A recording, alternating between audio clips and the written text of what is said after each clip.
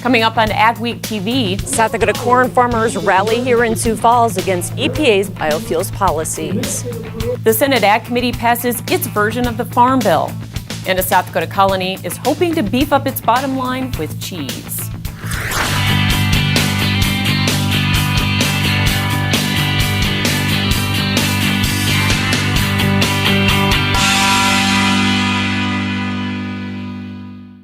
Welcome to AgweekTV. I'm Michelle Rook. EPA Administrator Scott Pruitt visited Nebraska, Kansas, and South Dakota this week, but received a cold shoulder from South Dakota corn growers. More than 200 participated in a tractor rally in Sioux Falls Wednesday to voice their concerns about the war Pruitt's led on biofuels. That was the message ethanol supporters wanted the EPA chief to hear at their rally. South Dakota Corn President Troy Connect called on Pruitt to follow the president's request and open the door for E15. Do your job, interpret the law the way it's supposed to be interpreted, follow it, and give us market access. And if you can't do that, then maybe it's time to find somebody that can. Connect says if Pruitt allowed year-round E15, it would boost ethanol production and corn prices. Well, that would be 2 to 3 million bushels of corn crush. That would eat up a lot of our surplus, or most of it. That might mean 50 cents to $1 on the corn price. Pruitt was also called out for undermining the renewable fuels standard with plant waivers, which have cost the industry roughly $5 billion.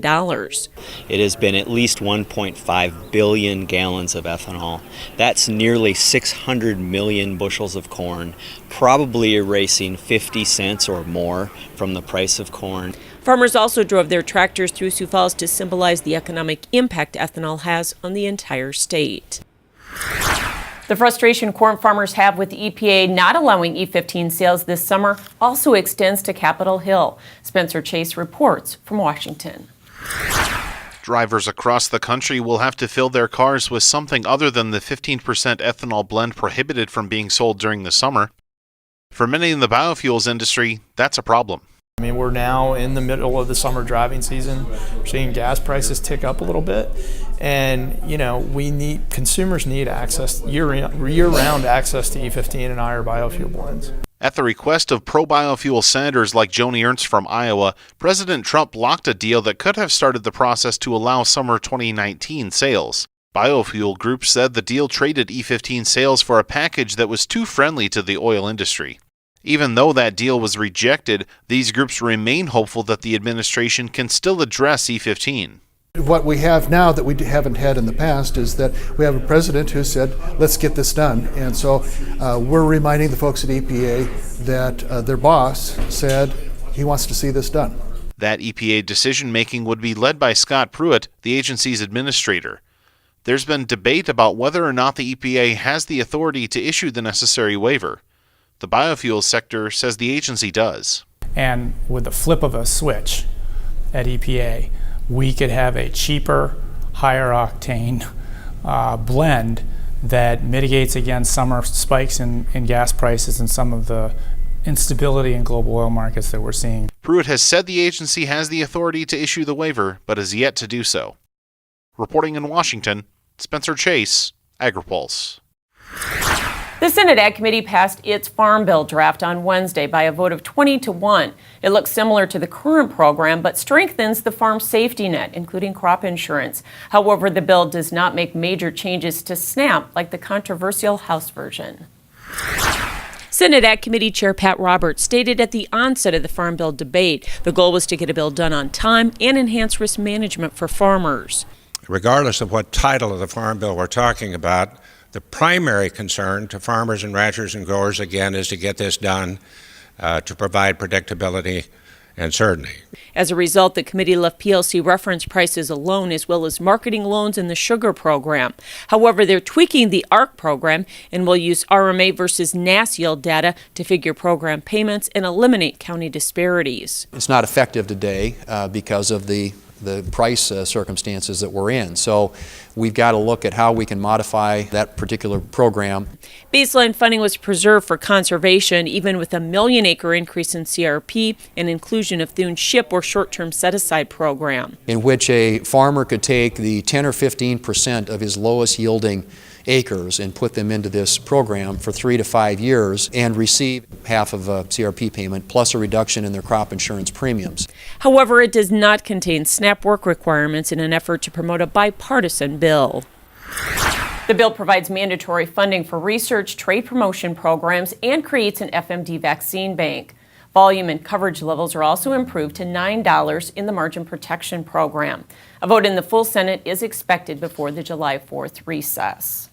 As the 2018 election gets closer, AgWeek wants to hear from you and is now welcoming political letters and endorsements. You can easily submit letters on our website for a $25 fee for the first 7 inches and $10 for each inch after. To submit a political endorsement letter, go to agweek.com, hover over Opinion in the navigation bar, and select Submit a Political Letter. Political letters must be submitted with the writer's name, address, and phone number. Only the writer's name and city will be published. What does the latest crop report hold? We'll have the numbers and analysis up next on AgweekTV.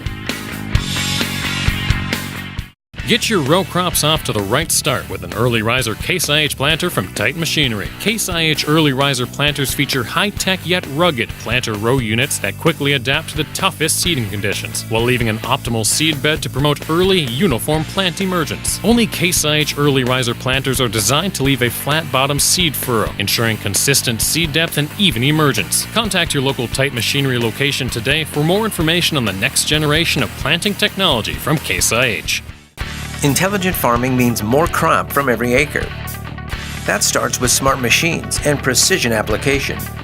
Introducing the new Rogator C-Series from Challenger, featuring a newer, smarter, more precise way to apply fertilizers and nutrients, more accurately and more efficiently than ever before, resulting in less overlap and less crop damage, all to make you more productive and more profitable. To find out more, contact Butler Machinery today. Micro Essentials is a premium phosphate product. It's a dry granular product. The main difference with a Micro Essentials type product is you have a homogeneous granule where the nitrogen, the sulfur, the phosphorus, and in this case the zinc is all in one granule. If you ever have a desire or a need to learn more about what does sulfur do within a soybean plant, what does the potassium do for the corn crop, we have microessentials.com. We also have a great resource, cropnutrition.com. Superior Grain Equipment offers storage and drying solutions designed for your grain handling needs. Mixed flow grain dryers from Superior offer even heating to reduce heat stress cracking, so you get higher quality grain, higher test weights, and better prices. Plus, they use half the energy of conventional screen dryers. Experience cost savings and superior grain conditioning. Make the superior choice today with Superior Grain Equipment. USDA tightened the balance sheets for corn and soybeans in the June supply and demand report, but wheat stocks were slightly higher. The biggest drop came in new crop corn ending stocks at 1.58 billion bushels. That's down 105 million bushels from May, with production unchanged. The old crop carryout was also lowered by 60 million bushels. USDA left Argentina corn production unchanged, while Brazil's crop was lowered 2 million metric tons due to continued dryness.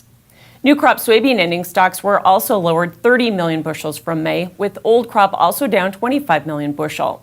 And with the drought in Argentina, USDA lowered soybean production another 2 million metric ton, but offset that with an equal increase in Brazil at a record 119 million metric tons. And the agency raised winter wheat production slightly, as well as new crop ending stocks to 946 million bushels. Old crop carryout was pegged at 1.08 billion bushels. Both were raised about 10 million bushel. Joining us this week with market analysis is Randy Martinson with Martinson Ag. And Randy, the markets have really been dominated by what I call the trifecta. Trade, fund liquidation, and the weather, especially on the grain side of things, obviously. That's exactly right. I mean, the last couple of weeks, well, since the end of May, we've seen this market focus on trade concerns as well as weather. Weather has turned to be just about ideal across most of the growing regions, especially in the Corn Belt area and up here in the Northern Plains. We've gotten rain, we've gotten cooler temperatures, and it certainly has helped the crop, the planting get wrapped up and the crop advance. We had a crop report out on Tuesday as well, and it was favorable for the corn market overall, with ending stocks lowered on both old and new crop.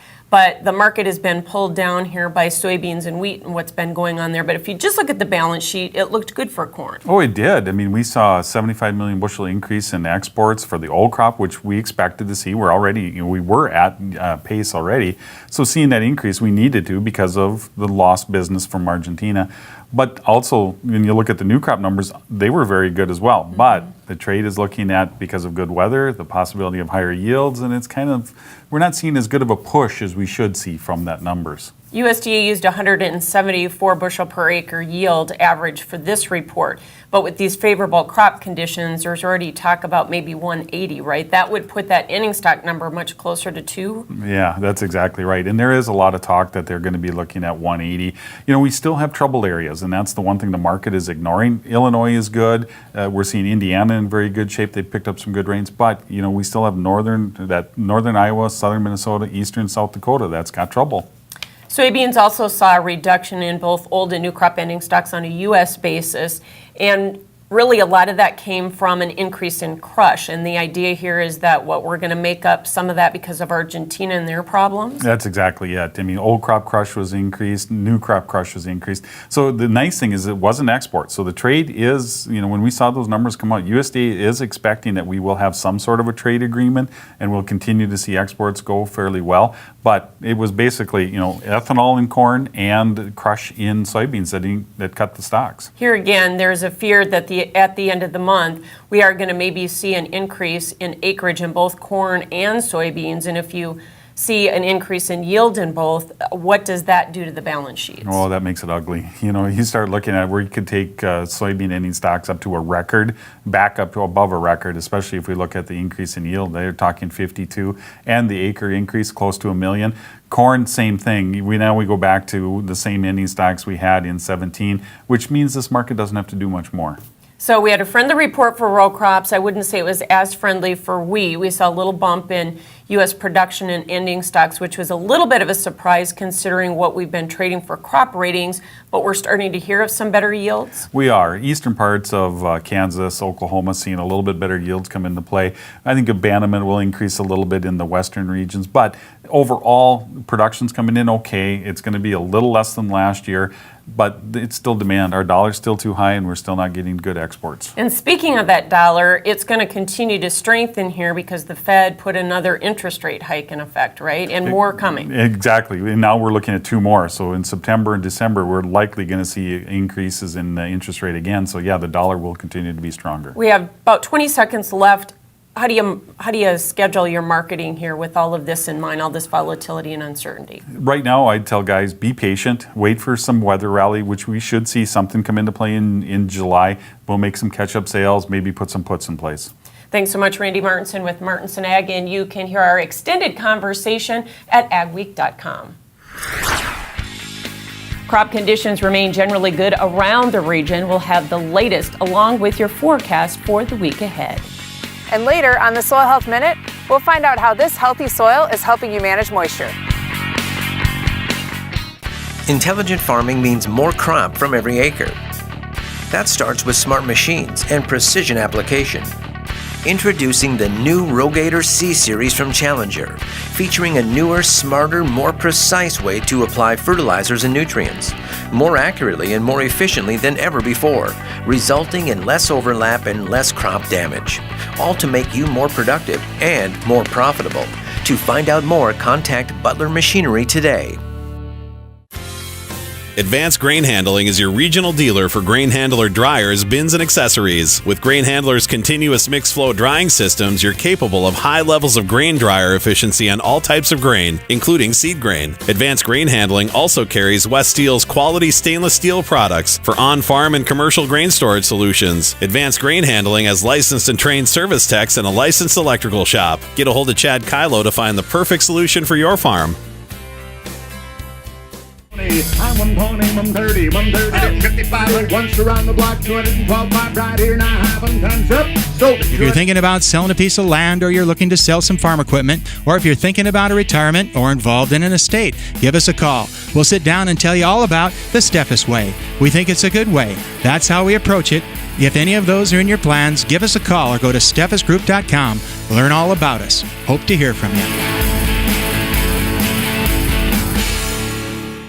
Get ready for the biological revolution. Enhanced by Ag Concepts is a scientifically designed foliar fertilizer formulated to quickly deliver essential nutrients to your crops for the greatest possible yields. I had a hail incident and I only had maybe beans that were 4 inches tall. I put some Enhance out. That seemed to really bring my beans back. Got 40 bushel beans compared to a 0. That's the best dollar ever spent. Join the biological revolution with Enhance by Ag Concepts. U.S. crop condition ratings were nearly steady last week, but continue to be near record high and above last year. U.S. corn is rated 77% good to excellent, down 1% from last week, but 10% above 2017. Ratings changed only slightly in the region, except for a 7% drop in South Dakota. U.S. soybeans were 74% good to excellent, down 1% from last week, but 8% above 2017. Ratings dropped in much of the region, with South Dakota down 7%. Nationally, spring wheat condition was steady at 70%. However, South Dakota's rating again dropped 15%. And winter wheat ratings improved slightly nationally and regionally. Will our weather continue to support the favorable crop conditions in the region? John has your agri-weather outlook. Another portion of Ag Week now. As the calendar turns past the summer solstice into the last part of June, we're finally starting to get a little more typical of a summery weather pattern. One thing we'll say, looking back, June weather overall, Northern Plains, Midwest, Corn Belt, slightly warmer than average. Storms have gradually caught up. The spring was dry, but we're filling in the holes because the month has been a little warmer than average.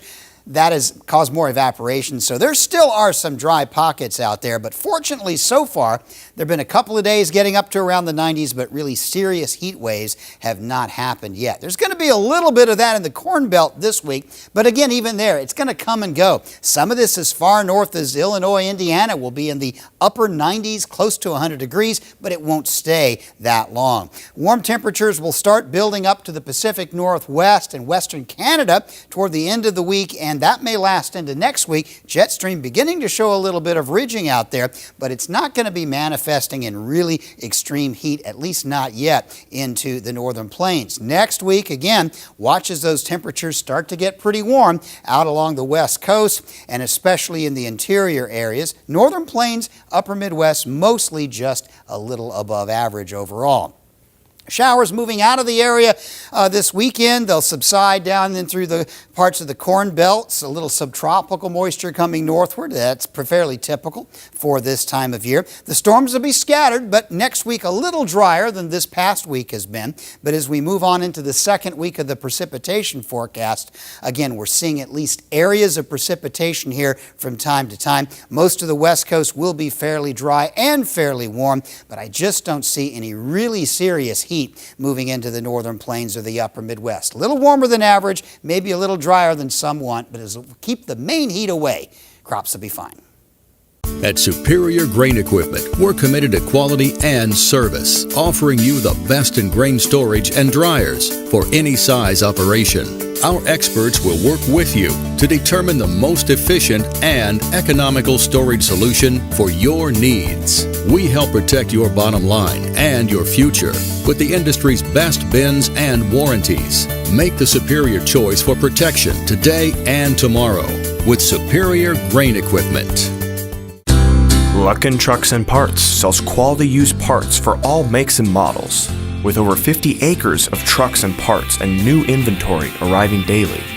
Family owned and operated since 1966, Luckin's specializes in the sale of quality used medium to heavy duty truck parts as well as pre-owned trucks, trailers, and construction equipment.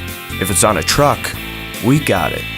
Call us today and let us get you your part. Total Ag Industries is the leader in total control.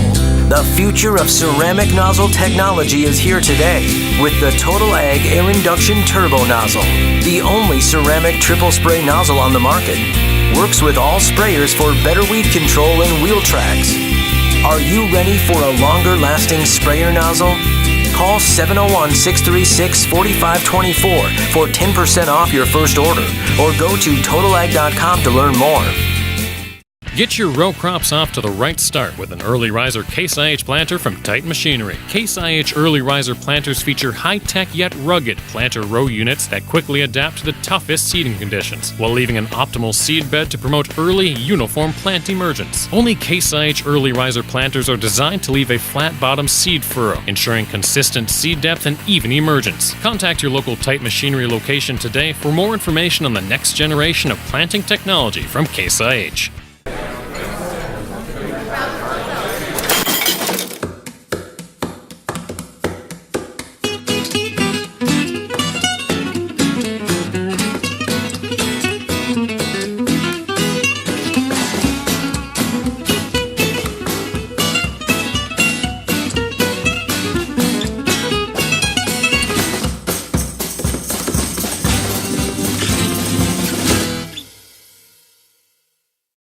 The Ag Week Soil Health Minute is sponsored by the North Dakota Corn Council and the North Dakota Soybean Council. Using soil health building practices can help reduce standing water and move water into the soil after a rainfall event. In this Soil Health Minute, Dr. Abby Wick visited 2 fields after a rain to show us a comparison of different management practices. After a rain is a great time to see how soil health building practices can work for you. So here I am in a long-term no-till field where we had 1.25 inches of rainfall this morning. You'd think in this low part of the field that you'd see some standing water. However, all that water that fell this morning is now moved down these root channels and down old worm burrows and deeper in the soil profile. So let's set up a comparison. Here on the right-hand side is this field that we're in that's 20 years of no-till with a diverse crop rotation. This is soil from another field just right next to us. It's conventional tillage. So after that 1.25 inches of moisture, you can see this field that we're in has excellent aggregation, breaks apart in my hands with the large and small aggregates. You can also see that the worms, between the aggregation and the worms, you get continuous soil pores from the surface all the way down into maybe 3 or 4 feet within the soil profile. This neighboring field, you can see the clatiness that's a result of compaction. The field was fairly wet when I walked into it, somewhat sticky. And you can just see how it's holding that moisture because the moisture can't get down through these compacted layers, through these plates. So using soil health building practices like no-till and a diverse rotation can really help build up that soil so that water can move deep into the soil profile and be stored for later. It's tough to stay in dairy production when milk prices are $15 to $17 per hundredweight. But the Dakota Hutterite colony in eastern South Dakota recently launched a new effort to beef up their bottom line. The colony has opened the Casemeister Cheese Factory. They're turning their milk into a variety of cheeses, and as Mikkel Pates found, they already have plans to expand. So far with this cheese venture, it's been looking pretty promising. About 100 people call the Spink Colony home. It's been in the dairy business since 1945, but has recently gone into cheese making in an effort to expand their business. The barn is getting old, and the guys still want to keep milking, and in order to justify that and make it feasible for building a new barn, 15-cent milk will not cut it. So we decided we'll take it one step further and add value to our milk. They're aiming to bring up their milk returns by as much as 20 cents a pound. If all goes well, they'll expand with a new robotic dairy barn. They currently milk 82 cows twice a day at 3 p.m. and again at 3 a.m. It takes about 1 hour and 45 minutes to 2 hours. Robots will significantly ease their workload. It's working smarter instead of harder. The cows can milk whenever they feel like it. The robot is the same, consistent, every time. They also raise corn, soybeans, and sunflowers, and have beef cows and hogs. They try to stay as natural as possible, starting with the non-GMO feed that they grow, and they try to stay away from drugs for their animals as well. Eli Whiff says it's what many consumers want, and he expects demand to grow. So we're kind of hoping to be ahead of that. Eventually it will come. The Spink Colony makes several varieties and flavors of cheese. So far, it's available at the Colony and in several grocery stores in eastern South Dakota. If you make a good product, people will actually come and buy it. So far, we think we do have a good product because everybody says it's good. Near Frankfort, South Dakota, this is Mikkel Pates for Ag Week. You can read much more on this story in the upcoming Ag Week magazine. Still ahead on AgweekTV, an African trade team looks to North Dakota to improve their farming practices. AgWeek is excited to bring you the AgWeek app with useful features and the latest news and information right at your fingertips. Get your AgWeek news, weather, and the latest episodes of AgweekTV. Plus, see real-time information on the futures market and view local cash bids for your crops. Stay updated and take AgWeek with you wherever you are. Download the AgWeek app today.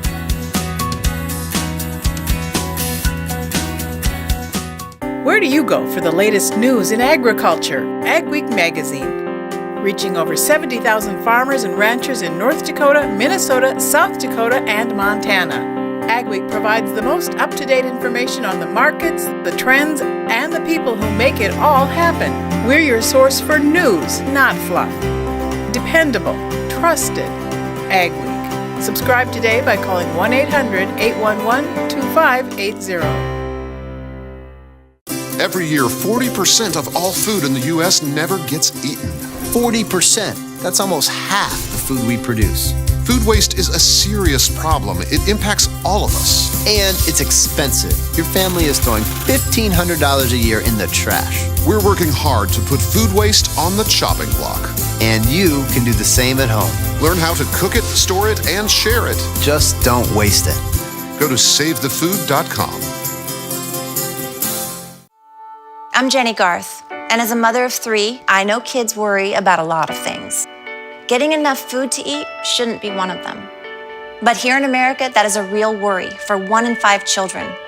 Even though we are one of the most food-rich countries in the world, 15 million children don't know where their next meal is coming from. This is unacceptable, and something the Feeding America nationwide network of food banks is working to solve. Instead of accepting that our country lets billions of pounds of surplus food go to waste every year, Feeding America has made it their mission to help families in need by rescuing this food. Through food pantries and meal programs, the nationwide network of food banks provides more than 3 billion meals, serving virtually every community in the United States, including yours. Join me in supporting Feeding America and your local food bank by visiting feedingamerica.org. Together we can solve hunger. Together, we're feeding America. A trade team from Tanzania, Africa was recently in North Dakota to learn more about how to improve their farming practices. The group of farmers and agribusiness professionals toured NDSU research facilities, farms, and businesses such as Amity Technology. Tanzania is a country with 55 million people, and 80% are subsistent farmers with low productivity. So my aim coming here was to look at how can we improve the productivity of a farmer in Tanzania through technology, learning best practices of farming, and so far I'm very impressed. Tanzanian farmers grow corn, soybeans, lentils, sunflower, coffee, tea, cotton, and cassava. Asia Masusa developed a machine to harvest cassava, but came to the U.S. to find a way to improve the technology. Appropriate technology, easy to use, simple, low cost, and effective to add value and give the stability so that we can transport it to a bigger factory and do a final product. She says by improving the productivity of farmers in Tanzania, it also improves food security in the country. Thanks for watching this week's edition of AgWeek TV. Remember, for all your ag news, go to agweek.com or download the AgWeek app. And be sure to follow us on Facebook and Twitter as well. See you next week.